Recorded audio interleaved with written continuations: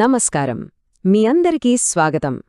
చరిత్ర ఈ పదం వినగానే మనలో చాలామందికి తేదీలు, రాజుల పేర్లు, యుద్ధాలు గుర్తొస్తాయి కదూ. కాని నిజానికి చరిత్ర అంటే అదొక్కటే కాదు. అదొక పెద్ద డిటెక్టివ్ కథలాంటిది. గడిచిపోయిన కాలాన్ని మనం ఎలా శోధిస్తామో, ఆ రహస్యాలను ఎలా ఛేదిస్తామో ఈరోజు మనం తెలుసుకోబోతున్నాం. సరే, ముందుగా ఒక పెద్ద ప్రశ్న వేసుకుందాం. ఇప్పుడు మనం చూస్తున్న ప్రపంచం కొన్ని వేల ఏళ్ల క్రితం ఇలా లేదు కదా. మరి అప్పుడేం జరిగిందో, ఆ కాలం ఎలా ఉండేదో మనకింత ఖచ్చితంగా ఎలా తెలుస్తుంది? అసలు మనం అక్కడికి వెళ్లలేదు కదా. చూడండి, ఈహెచ్ కార్ అనే గొప్ప చరిత్రకారుడేమన్నారంటే, చరిత్ర అనేది గడిచిపోయిన కాలానికి, అంటే మన గతానికి, ఇప్పటి మన వర్తమానానికి మధ్య జరిగే ఒక సంభాషణ లాంటిదట. అంటే మనం గతాని ప్రశ్నలు అడుగుతూ ఉంటాం, అది మనకు ఆధారాల రూపంలో సమాధానాలిస్తూ ఉంటుంది. భలే ఉంది కదా ఈ ఆలోచన. సరే, అసలు చరిత్ర అంటే ఏంటి? చాలా సింపుల్. మన మానవజాతి గడిచివచ్చిన దారిని అధ్యయనం చేయడమే. నిజం చెప్పాలంటే చరిత్రకారులు ఒక రకంగా టైం డిటెక్టివ్స్ లాంటి వాళ్ళన్నమాట. మరి ఈ టైం డిటెక్టివ్స్కి కొన్ని టూల్స్ కావాలి కదా. వాళ్ల దగ్గర ఉండే మొట్టమొదటి అతి ముఖ్యమైన టూల్ సమయాన్ని కొలవడం. ఎందుకంటే మనం మాట్లాడుకుంటున్న ఈ మానవ చరిత్ర అనేది భూమి వయస్సు ముందు చాలా అంటే చాలా చిన్నది. ఒక్కసారి ఈ నంబర్ చూడండి, 454 కోట్ల సంవత్సరాలు. ఇది మన భూమి వయస్సు. మరి ఇందులో మన కథ ఎప్పట్నుంచి మొదలైందో తెలుసా?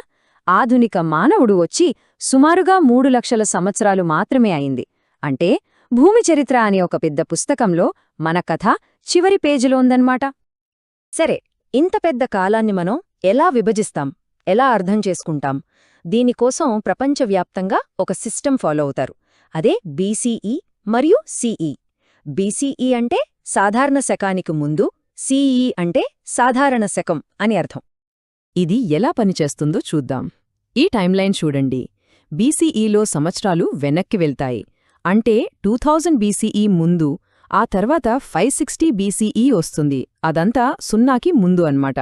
ఆ తర్వాత 1 సిఈ నుంచి మనమెప్పుడున్న 2025 సిఈ వరకు సంవత్సరాలు ముందుకెళ్తాయి.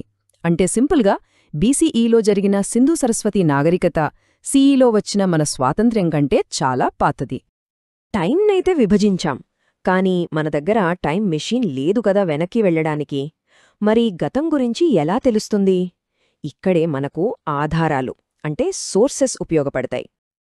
ఈ ఆధారాలంటే ఏంటో తెలుసా? మన పూర్వీకులు వదిలి వెళ్లిన చిన్న చిన్న క్లూస్, ఒక పెద్ద పజిల్లో మిస్ అయిన ముక్కల్లాంటివి. చరిత్రకారులు వీటిని అన్ని చోట్లా వెతుకుతూ ఉంటారు. సాధారణంగా ఈ ఆధారాలు 3 రకాలుగా ఉంటాయి. మొదటిది పురావస్తు ఆధారాలు, అంటే వాళ్లు వాడిన వస్తువులు, కట్టడాలు లాంటివి. రెండోది సాహిత్య ఆధారాలు, అంటే అప్పట్లో రాసుకున్న పుస్తకాలు, తాళపత్ర గ్రంథాలు, శిలాశాసనాలు. ఇక మూడోది మౌఖిక ఆధారాలు, అంటే నోటిమాట ద్వారా తాతలు ముత్తాతల నుంచొస్తున్న కథలు, పాటలు అన్నమాట. ఇక్కడ చూడండి, ఒకవైపు సింధు సరస్వతీ నాగరికత కాలం నాటి ఒక ముద్ర ఉంది. ఇది ఒక పురావస్తు ఆధారం. దీన్ని మనం తాకొచ్చు, చూడొచ్చు. మరోవైపు ఒక పాత వ్రాతప్రతి ఉంది. ఇది సాహిత్య ఆధారం. దీన్ని మనం చదివి అర్థం చేసుకోవచ్చు. చూట్టానికి వేర్వేరుగా ఉన్నా ఈ రెండూ కూడా గతం గురించి మనకు చాలా విలువైన సమాచారాన్నిస్తాయి. సరే, ఈ ఆధారాలన్నింటినీ ఎవరు వెలికితీస్తారు? ఈ గతాన్ని మన ముందుకు ఎవరు తెస్తారు? దీనికోసం ఒక పెద్ద టీం పనిచేస్తోంది. ఈ టీంని మనం ఇన్వెస్టిగేషన్ టీం అని పిలవచ్చు. ఇందులో చాలామంది నిపుణులుంటారు. భూమి పొరలను అధ్యయనం చేసే జియాలజిస్టులు, శిలాజాలను పరిశోధించే పాలియంటాలజిస్టులు, అలానే పాత సమాజాల గురించి చెప్పే ఆంథ్రోపోలాజిస్టులు, ఇక ముఖ్యంగా తవ్వకాలు జరిపే పాత వస్తువులను వెలికితీసే ఆర్కియాలజిస్టులు. వీళ్లందరూ కనుగొన్న ఆధారాలను ఒకచోట చేర్చి వాటిని విశ్లేషించి ఒక కథలా మనకు చెప్పేవాళ్లే చరిత్రకారులు. చూసారా ఎంత పెద్ద టీంవర్క్ ఉందో? సరే, ఇప్పుడు ఈ డిటెక్టివ్స్ ఈ ఆధారాలన్నీ కలిసి మనందరి కథను, అంటే మానవజాతి ఎలా ప్రారంభమైందో, ఎలా చెప్పాయో ఒక చిన్న ఉదాహరణ ద్వారా చూద్దాం. మనమిందాక చెప్పుకున్నట్టు ఆధునిక మానవుడు ఈ భూమి మీదకు వచ్చి సుమారు 3 లక్షల సంవత్సరాలు అయ్యింది. మరి ఈ సుదీర్ఘకాలంలో ఎక్కువ భాగం మన పూర్వీకులు ఎలా బతికారో తెలుసా? వేటాడుతూ, దొరికిన పండ్లు, కాయలు తింటూ, ఆహారం కోసం, నీటి కోసం ఒకచోట నుంచి మరో చోటికి తిరుగుతూనే ఉండేవారు. మరి వాళ్ల గురించి మనకెలా తెలుస్తుంది? వాళ్లకు రాయడం రాదు కదా. ఇక్కడే ఇలాంటి రాక్ ఆర్ట్ మనకు సహాయపడుతుంది. వాళ్లు నివసించిన గుహల్లో గీసిన ఈ చిత్రాలు వాళ్ల జీవితంలోకి మనం తొంగిచూసే ఒక కిటికీలాంటివి.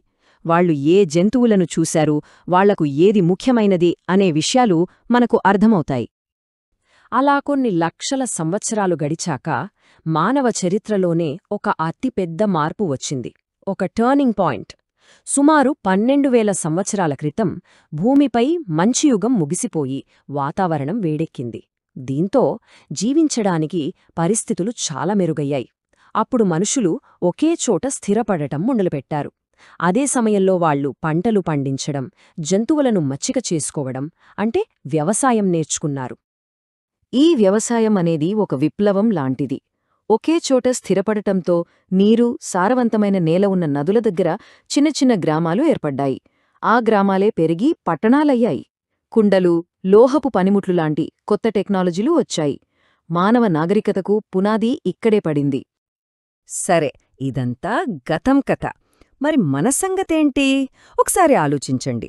కొన్ని వేల సంవత్సరాల తర్వాత భవిష్యత్తులో ఉండే చరిత్రకారులు మన కాలాన్ని అధ్యయనం చెయ్యాలనుకుంటే వాళ్లకి మన గురించి ఏమాధారాలు దొరుకుతాయి? మన ప్లాస్టిక్ వస్తువులా? మన కంప్యూటర్ హార్డ్ డ్రైవ్లా? మనం వాళ్ల కోసం ఎలాంటి కథను మిగిల్చి వెళ్తున్నాం? ఇది ఆలోచించాల్సిన విషయమే కదా.